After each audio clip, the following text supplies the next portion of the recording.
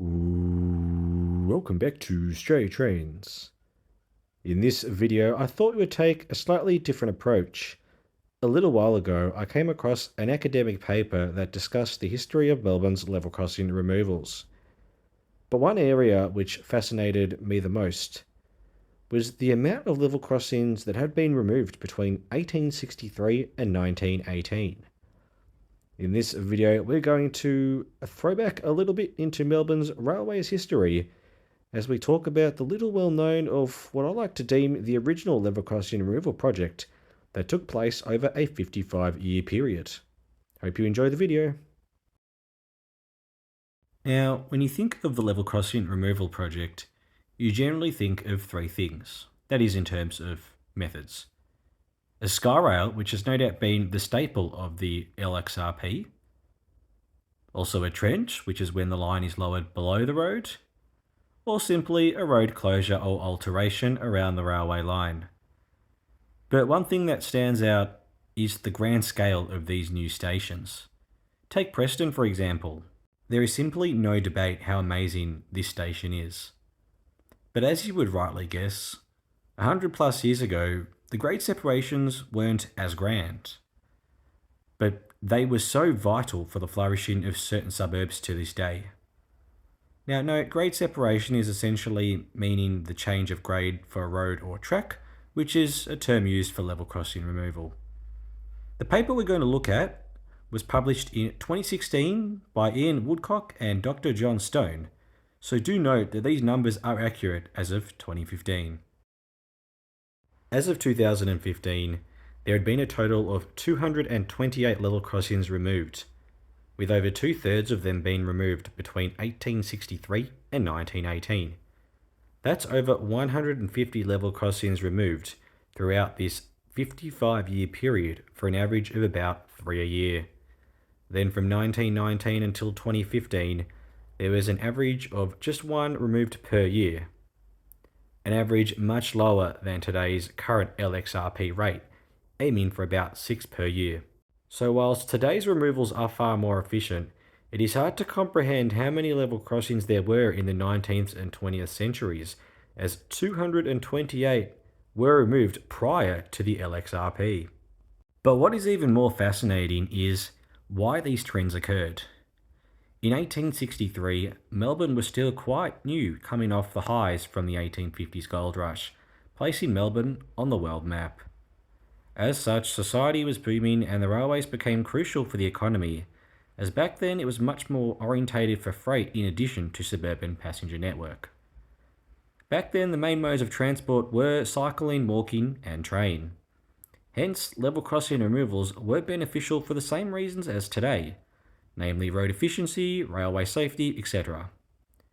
However, in 1918, World War I ended and society boomed until reaching a dull point where the Great Depression hit in 1929, closely followed by World War II. During the mid-20th century, cars started to become the main mode of transport, with railway usage falling to its lowest point in the 1980s. And they do say history does repeat itself, as since then railway usage has been increasing since, on average, each year. As you may have figured out by now, we take many grade separations for granted these days. Until the 1930s, road removal was very uncommon. It was either a rail above or below road, with the main exception being Essendon Station in the 1880s. Some notable rail above road removals until 1930 include Richmond Station above Punt Road in 1885, the building of the Flinders Street Viaduct in the 1890s, Glenferrie Station above Glenferrie Road in 1918. Some notable below road include Camberwell Station below Burke Road in 1919, and the Math Stations in 1914. These include Malvern, Armidale, Toorak and Hawkesbury. Not to mention some road changes that have occurred over the years, such as Geelong Road above the railways near West Footscray Station in 1929, Melbourne Road above Newport Station in 1960, Hampshire Road above Sunshine Station in 1961, Warrigal Road above the line near Oakley Station in 1968, various in the suburb of Broadmeadows, including Wriggle Street in 1975, and Westall Road above Westall Station in 2001 more recently. Plus, one more grouping to look at is the railway method post 1950, which includes Moorabbin Station being rebuilt underneath the Nepean Highway in 1959, Elstonwick Station rebuilt below Glenhuntly Road in 1960, which still would have been a tram square to this day if that was not done, and Box Hill Station rebuilt below Station Street in 1985. It is simply unfathomable to imagine the railways now without these removals. Well, more so the road traffic flow. Now, throughout this video, I've essentially extrapolated background information provided by the paper, which helps with the context for the actual purpose of the study, which was to determine the best method of grade separation for the LXRP. Remember, this was published in 2016. The study takes a holistic approach by setting a range of criteria to determine the best method. The study more deeply looks into 3 case studies for each removal method, being rail rebuilt above or below road, and road rebuilt above or below rail.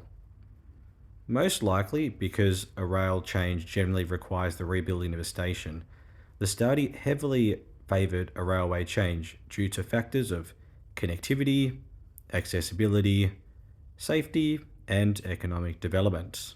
But what sets above rail as opposed to below rail for the most favoured method was the criterion of amenity, which talks about the creating of public space. Moreover, whilst most of the railway change method was given an OK rating, above rail was given good and excellent ratings for parts of the criteria, something that road rebuild or railway below road did not achieve. For context, Glenferrie Station, Canterbury Station, and Balaclava Station were the 3 selected for the above rail examples. Remember, this was done pre-LXRP. Quite possibly this study has had a sway on the LXRP, as generally speaking, the Skyrail divided the public at first, but has clearly been the most effective method for communities. Plus, home to some of the most beautiful stations and some great views over the suburbs, CBD, and the coastline. There is still so much to read that this video has not discussed, and the paper itself has wonderful historic images. If you are interested in the paper itself, I will leave a reference in the video description. Thank you so much for listening. Hope you learned a thing or two about the history of Melbourne's level crossing removals, and I think we'll leave it at that. Cheers.